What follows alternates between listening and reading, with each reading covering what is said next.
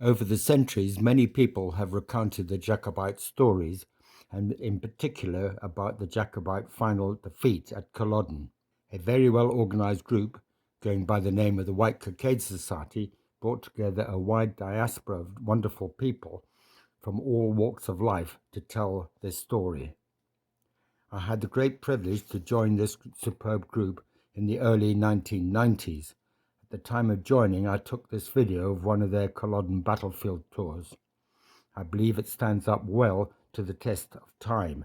A great credit to Mike Newcomen, who organised the group and led this tour. It was a very special time created by each and every member of the White Cockade Society. Thank you very much, everyone. Hope you remember this 30 years ago. Fought here on the 16th of April 1746 was the last major battle to be fought on British soil between two armies. The Red Coat Army was commanded by the Duke of Cumberland. He had 9,000 men under his command. His opponent was Bonnie Prince Charlie. He had the Highland clans, only numbering around 5,000. The Duke of Cumberland's front line was roughly where the yellow flags are now. Bonnie Prince Charlie's clan stood on the far side of the field, which are marked by the red flags. We'll see that more clearly as we go along. And in fact, the Battle of Culloden was quite important to the Highland clans. Many of them had come out to fight for the Prince. But the thing was, after the Battle of Culloden, Scotland was to change completely. But the punishment of those who fought for Bonnie Prince Charlie was quite severe. And in fact, after this, the Highland clan system was to be crushed and swept from the earth. And that never again was to be reformed in a sense. So it was a very important battle, in the sense that people who chose sides really chose their lives as well. Okay, we're going to start walking along the front line of the Red Coat Army, and as we do so, we'll meet various people who will be playing actual characters over here. They're not fictional, that's quite important. These are actually people who would have been there at the time, and the things that happened to them actually happened. The most important thing about this tour is we don't delve into the romanticism of the thing, we'll tell you the true facts, and I'm afraid it's a rather sad story. And perhaps you're asking me, well, which side is this man on? The uniform I'm wearing is of a French officer. In fact, the French were here fighting for the Prince. 700 French regulars sent by Louis XV to France, a fact that's often missed out in Scottish history. The French were here very important, but many of them were exiled Scots. This meant there would be Scotsmen who had fled their country for various reasons to join the French army, and now found themselves formed into a regiment to be sent back here to help Bonnie Prince Charlie. That's why I'm not speaking French. Now, during the course of the actual battle, many things were to happen. As we start to walk along the front line here, we'll hear some of the stories from the government side. When we arrive at the clan side, we'll hear the version from the Highland clans themselves.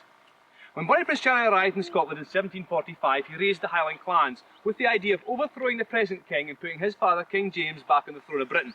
The clans were to win 3 battles: the Battle of Preston Pans, the skirmish of Clifton, and a major battle at Falkirk.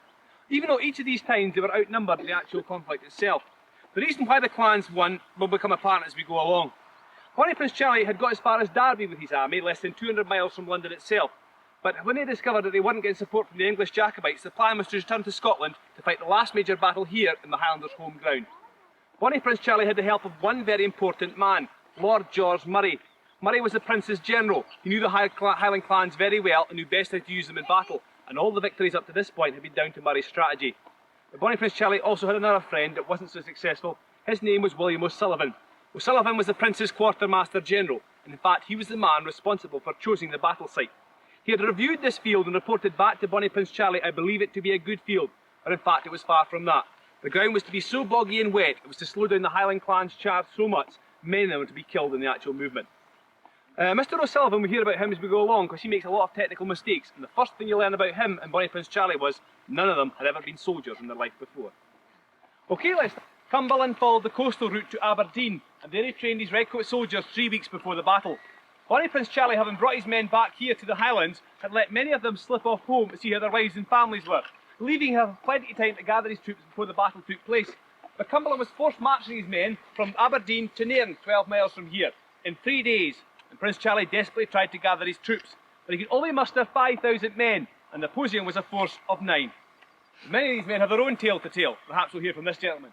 Good day to you, sir. Can you tell me your name? Good day to you, sir. My name is Captain James Ferguson of Hoyt, sir. Good.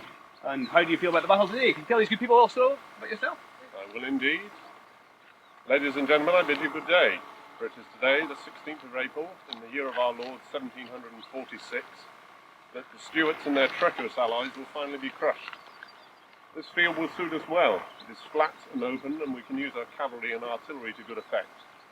My men are well fed and rested on the occasion yesterday of the Duke of Cumberland's birthday, God bless him.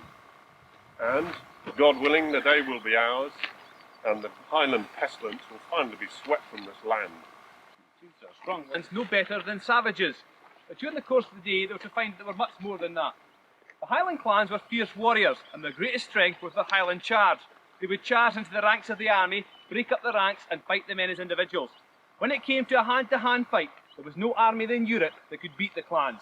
You'll see the sequence of events that would lead up to this was to make it impossible for them to win on this day.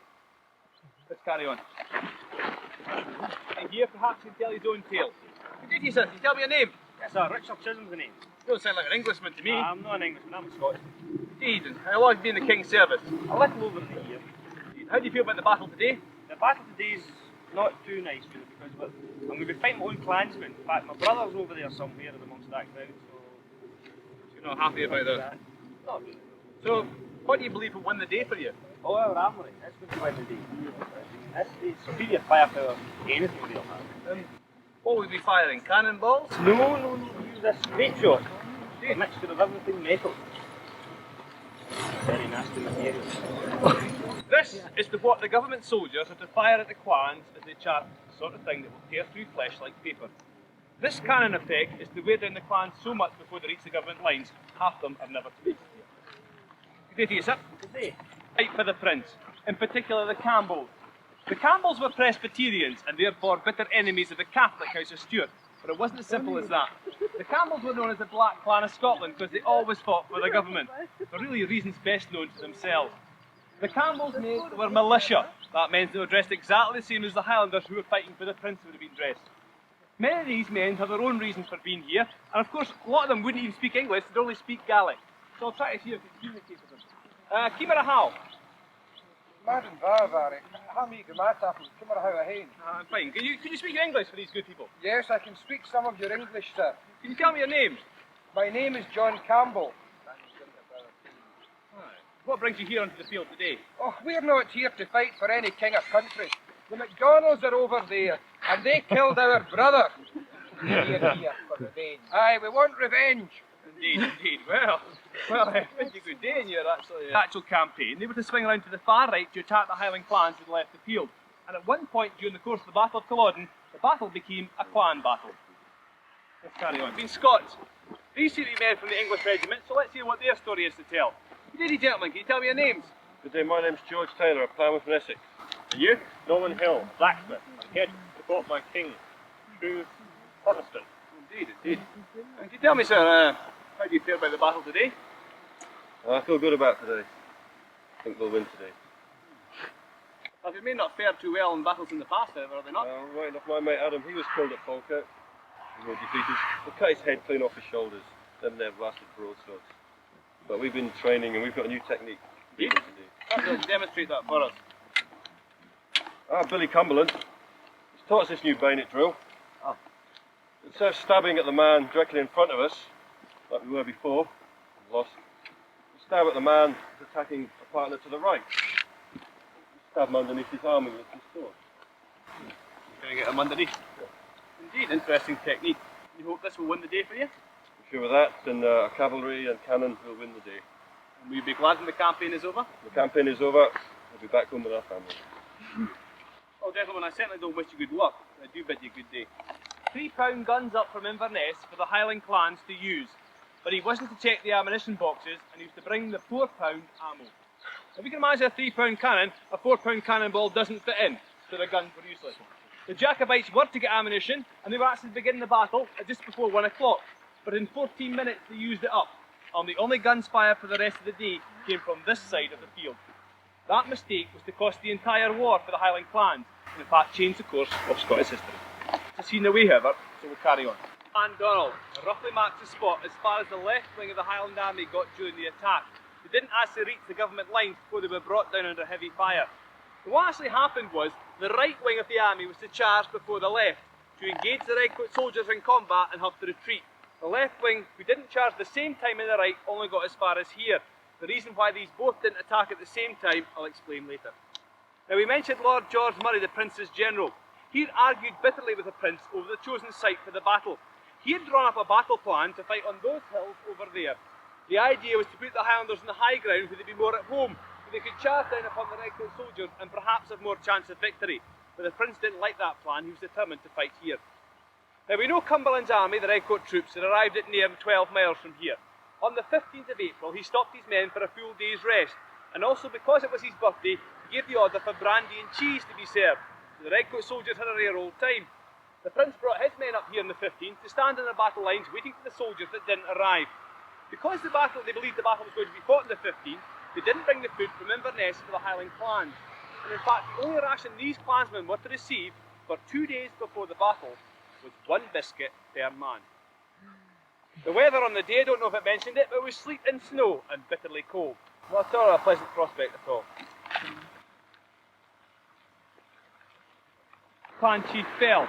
He used to be hit twice through the legs, propped against the stone, then carried from the field where he died a short time afterwards. They actually believe one of the wounds severed an artery and he simply bled to death. Now we know the Highland clans have been standing here for a whole day waiting for the Redcoat armies that didn't arrive. And when darkness came, the clan chiefs persuaded Charlie to march from here to Nairn to catch the Redcoat soldiers while they slept. But it was too far for the tired and hungry army to make. They were 2 miles short of their target when the sun came up and the Redcoat soldiers were rallied. They had to turn around to march back here to fight on the chosen site the Prince had chosen. So if you look at it in military terms, what did you have? Men who hadn't eaten for 2 days, hadn't slept for 2 days, and had just walked 22 miles. Probably in truth these men were defeated before the first shot was fired. Lord George Murray begged the Prince to retreat back into the hills, give a chance for his men to rest and wait for the rest of the clans to arrive. But Charlie was a stubborn man and he was resolved to fight on the day. There are many myths and legends attached to Culloden, but one thing that cannot be doubted is the bravery of the Highland clans. To have gone through all they had done in the past 2 days and still stand here and fight can't be doubted. Many of them to be exhausted, however, from the night march, and they were to lay down to have a sleep in their battle lines while the Redcoat soldiers formed up in front of them, and they only really stood up when the cannons fired. We're almost there. It gives an indication of the distance that lay between the two armies, 1/4 of a mile. A long way to run even for a modern army today. There's a man up here who can tell his own story, so let's find out who he is. In fact, this often missed in history is the fact that 1/4 of Bonnie Prince Charlie's army was made entirely of Redcoat deserters. Highlanders who had joined the British army before the Jacobite Rising and now deserted to fight for the Prince. They often would still wear the King's uniform, the Redcoat tunics we've just seen the men wearing across the field. And the only difference between them and the regular army was they wore a white cockade in their hat. That's the emblem you see in the flag. That was the emblem of the House of Stuart and what all the Jacobite soldiers wore. Now, let's see what this man's name is. We're here to tell. Yes, sir, can you tell me your name? It's Roderick Chisholm. And why are you here? I'm here to fight for Scotland and Prince Charlie. Indeed, Roderick. Roderick, I want you to go up the line and tell the clans and find the Redcoat army they're approaching. These two brothers are to fight it across this actual battlefield. During the course of the actual Highland charge, Roderick Chisholm is to be killed. And incredibly enough, as the Redcoat army crosses the battlefield, his younger brother is to find the body of his fallen brother, to carry it from the field and bury it safely. The Prince's War is a civil war, but it's put brother against brother. It's quite a sad thing for any nation. The other problem you had was that women from the Highland camp would often come up onto the battlefield to try and encourage their menfolk not to fight on the actual day. When that actually took place, the problems often fell to the officers and clan chiefs who were desperately trying to, in fact, remove them from the battlefield before the battle began. I think there's a couple up here I'll have to get rid of. The battle's about to begin. You must get off the field. I've no time for this, lassie. Behave yourself. I've no time. Get off the field. Stuart was the lady who came onto the field and for many hours wandered across the battlefield desperately trying to find her husband. Like many of the women following in the Highland camp some 3 miles from the rear line here, they waited for orders of what would happen after the battle. After the actual battle, in the pursuit, many of them were to be caught by the Redcoat soldiers and raped and murdered. But Morag Stuart was quite unique because in fact, after the Redcoat soldiers had raped her, they used her for bayonet practice and she took 4 minutes to die. 250 Irishmen who had fled their country for political reasons and gone into the service of Louis XV of France. He formed them into a fighting unit and sent them here to assist the Prince in his campaign. They were known as the Irish Pickets, but they were better known to the Scots as the Wild Geese, a term still used today for mercenary soldiers. To the left of these men would have stood the French regiment, the Royal Scots, wearing the uniform that I'm wearing today. Some 600 to 700 of these men, and again making their stand here in the second line. The French and the Irish were to play a very important part. Because when the battle neared to an end, as the clans began to leave the field, these men were to form a skirmish line to hold the Redcoat army back for a short time to allow the clans to escape. A brave stand to which they lost half their numbers. But those who did surrender, because they were fighting for a foreign king, their weapons were taken from them, they were put on ships and sent back to France as political prisoners, and no more action was taken to them. So in fact they fared quite well. Any Highland clansman, however, found bearing arms was regarded as a rebel, and often by the government soldiers no better than a savage, and most of them were simply put to the sword. Let's carry on. Putting back the army for a short time. Now Oliver of Gask, who served in this regiment, wrote a very good account of the battle in his diary. As he rode up and down the line, he said he saw tired and hungry men. Men old enough to be his grandfather, and sadly boys as young as 12 years of age, standing beside their fathers in the front line. The clan system was quite ruthless. If the clan chief came out to fight, everyone old enough to bear arms had to fight for him, and therefore lads as young as 12 took part in the Highland charge. Alistair McGurrick was one of these boys. He was 12 years of age, and on the 15th of April he was a ploughboy. Drafted into the army on the march to Nairn, he was now a rebel in arms. During the course of the Highland charge, he was to be shot 3 times, and was to lie in this field for a whole day to die the next day by the Redcoat soldier's hand. No, hungry. If there's any food about, I keep it well hidden because they're looking for it. The army, the Highland clans, a tribal people, a strong and proud people. And when it came to hand fights, they were unmatched in Europe. When it came to this situation, these men were to be worn so down so much before the battle, they had little chance of winning. Hey Jesus, you tell me your name? Aye, my name is Charlie Murray. Please tell me. Aye. I come from Atholl, and this is my kinsman Hamish. The men you see here are Stuarts and Camerons. How do you feel about the battle today? Well, as you can see, the men have fared worn and tired days. The Prince had an idea that we'd surprise Cumberland over by Nairn. At last it fell apart. The men were too tired to make it. And they marched all the way there and all the way back. And it's been like 2 days before we've had anything to eat.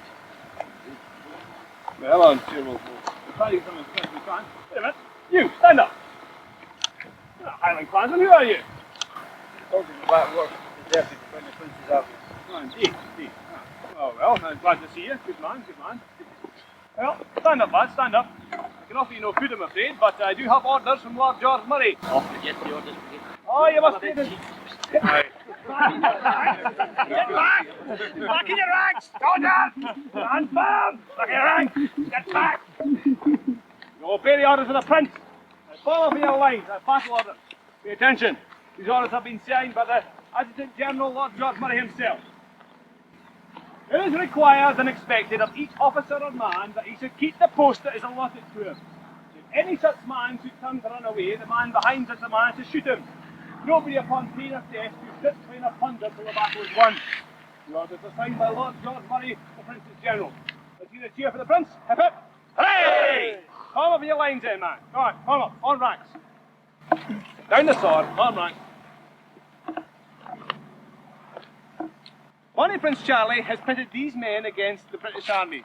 Not just the army themselves, but the cannon. And it's the cannon that decides this battle. Bonnie Prince Charlie puts himself too far back on the right wing to see what was happening, and he holds the Highland clans back for half an hour. And in a half hour, 800 men are to die along the front line here, shot to pieces by the English cannon. More men died here in their actual battle lines than the actual hand-to-hand fighting. Most of these men were never even to see the bayonets of the government soldiers before they were brought down under cannon and grape shot. Good day, lads.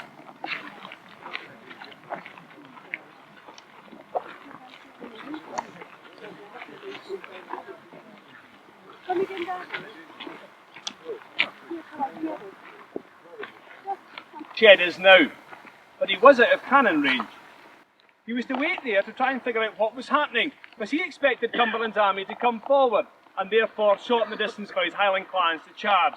But Cumberland was quite happy to stay where he was and fire 3 shots every 2.5 minutes through the lines of the men who were standing in rows 6 deep. If you can imagine a cannonball passing you through you now, you can imagine what it was like for the actual men in the actual day. As we said, over 800 of them were to be killed in the front line. You just walked across. The Prince finally realised what was happening, and he sent the rider down the line to tell the clans to attack. But halfway down the line, he was to be killed by a cannonball, and the clans in the far left never received the order to go. That's why they didn't charge forward the same time as the clans from the right. But the right wing did charge forward, and as they came forward, the Redcoat commander, Duke of Cumberland, gave 2 very important orders. The first one was to Major Wolfe, who later became General Wolfe in charge of the siege of Quebec. With his men, he was put behind this wall, but down by the Redcoat lines. At that time, the wall was 4 feet high, and Wolfe's men were crouching down and waiting. When the Highlanders came charging forward, not only did they receive musket fire from the front, but they also received it from the side, from behind the wall. The second order was to his gunners, they're charging the ball here, to change from ball to grape. Instead of firing a 4-pound cannonball, they now fire grape shot, a small bag as we saw, with twisted bits of iron, rusted bits of nails and nuts and bolts, the sort of thing that tore through flesh like paper. And almost like a shotgun effect in the clans as they came forward. So heavy was the cannon fire in the centre of the field, all the clans from the centre pulled off here to the right to avoid it, and collided with their brothers on the right wing.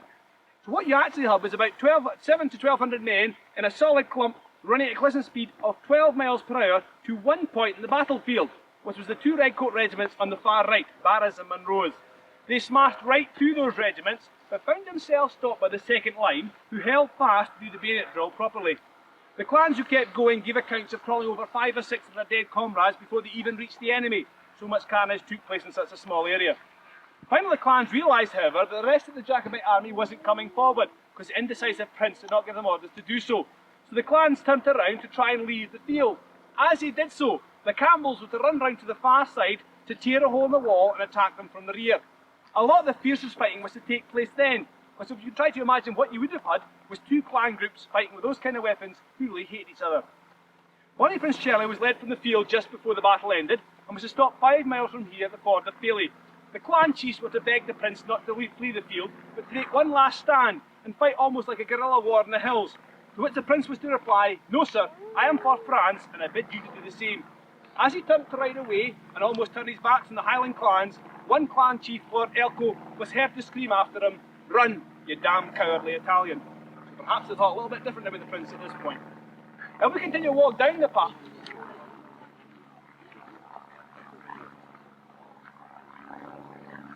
the Highland clans as they leave the field. Quite a lot of Clan Campbell are to be killed, and they are buried on the right hand side of the path as we walk down. You'll see a stone, and on the far side of the stone it says Clan Campbell. The rest of the Highland clans who are to be killed fighting for the prince are now buried in what we call the Culloden graveyard. And that's where we're going to go to now.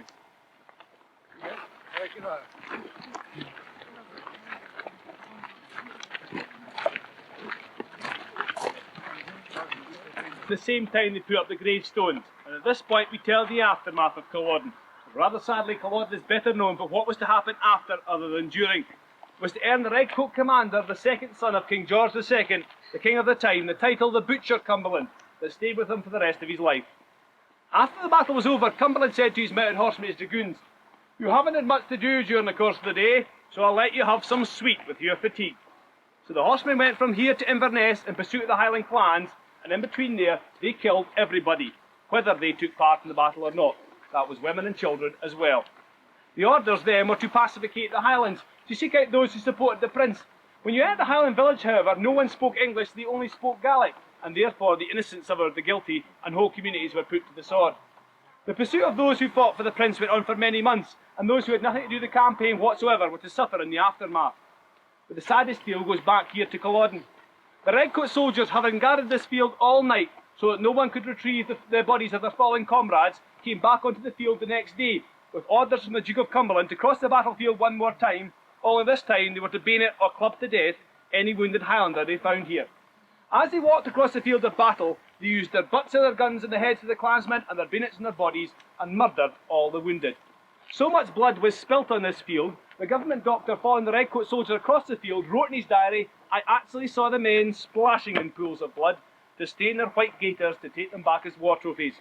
And the famous quotation was, "Never or since has the British Army been so disgraced in battle."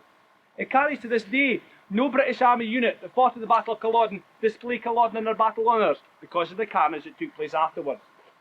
After Culloden, certain laws were passed to crush the Highland clans. The wearing of tartan was banned, the carrying of weapons were banned, the playing of the bagpipes and obeying the orders of your clan chief, and slowly but surely a whole clan culture was swept away. The next process was to build Fort George, a massive fort along by Nairn to hold thousands of Redcoat soldiers. The idea was these men could swiftly march into the Highlands to put down any further troubles, but in fact by the time Fort George had been complete in its building, the whole clan system had crumbled.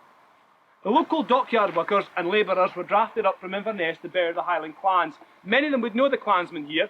There were two ways of recognising a clansman in the old days. One was by the cap badge.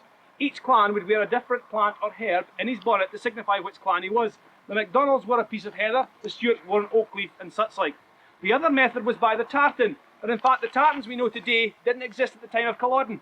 Many of them were created by the Victorians when the tartan laws appealed, and very few of them ever existed when the Highlanders wore them. In the old days you didn't recognise a clansman by the pattern of his tartan, but by the colour of his material, because each clan would dye their tartan a different colour from another clan, using the native dyes to their part of the country. You might get one tartan that's a very dark brown, a light green, a dark green, a yellow, a red and such like. So in the midst of combat it was very easy to recognise which clan was which, because you weren't looking at the tartan but the colour of the cloth. And that's the two methods used for wearing them. If you look behind you, the first grave you'll see is Clan Fraser. The next three graves at the right hand side of the is over the top to form natural mounds. Over the years they've gone down, but they're still quite clearly visible. The grave you see to my left is the Macintoshes, or the Clan Chattan as they were known at the time. But one more thing was to happen to Culloden before these men were to be left in peace. The Victorians were to build the main road to Inverness right to the centre of the graveyard. In fact, they're standing on it.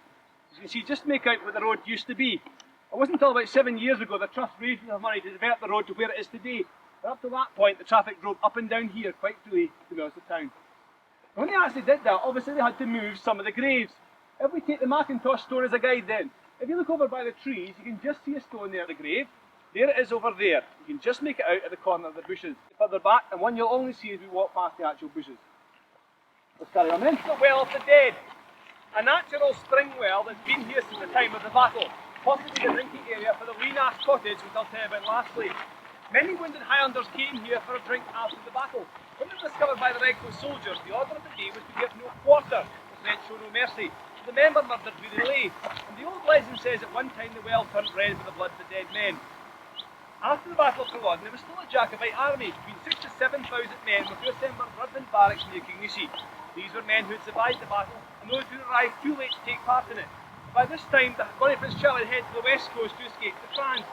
He sent the men a letter, bidding each man to seek his own safety. A rather impossible task, however, because unless you had money to buy fast on a ship to escape the country, all you could do was go home. The common Highlander, that's what he did. The government soldiers then moved in to arrest them or execute them on the spot. Those who were arrested were sold as slaves to the South Carolinas and Canada. And that's why those two parts of the world became so rich in Scottish heritage so quickly after Culloden, rather sadly due to the slavery of the Highland clans. You're sentenced for fighting for Bonnie Prince Charlie, a mild sentence, 32 years hard labour.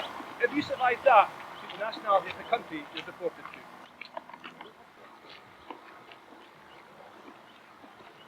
Here, 364 was the casualties on the government side, not including the Campbells, they killed a bit over 400. On the clan side, over 1,200 in all. The Battle of Culloden lasted 1 hour. Time it's needed to walk round here. This battle would have been fought and over, and all these men would have died. Lastly then, we'll walk back towards the cairn to tell you the story of the White Cottage and what happened to both generals after the battle. Right, there's two trees, a stone and the plaque. That's where the old barn was. 30 or 40 wounded Highlanders were carried into that barn after the battle. When the order for no quarter was enforced, they bolted the door and torched the building and burnt the men alive.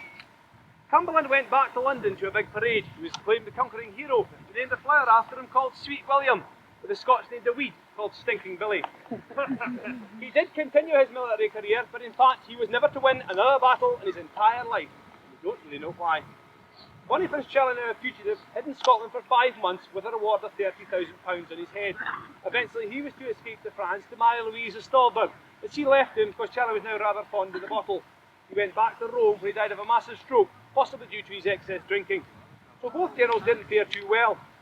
Mr. O'Sullivan, the man who made so many technical mistakes on the prince's behalf on the actual day, he was to escape from the battlefield and eventually get to France, where meeting upon the prince again, he was kept in the prince's court and was to die a rich old man. Well liked by Bonnie Prince Charlie, he wanted for nothing in the latter part of his years. Lord George Murray, the deposed prince's general, he was to take part in the Highland charge, engage in combat with the Red Coat soldiers, and retreat back to the second line to try and encourage them forward. And like many of his comrades, he was also to flee the field.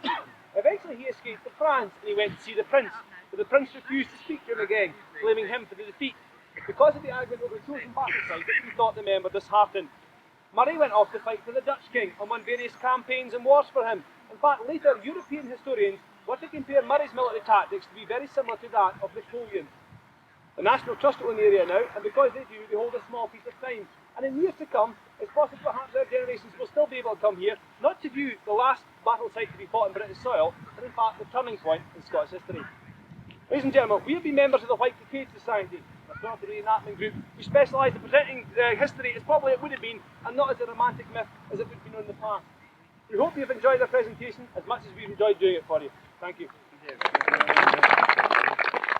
want a picture taken with any of these ugly looking individuals, please feel free. There's a good one over there. Look.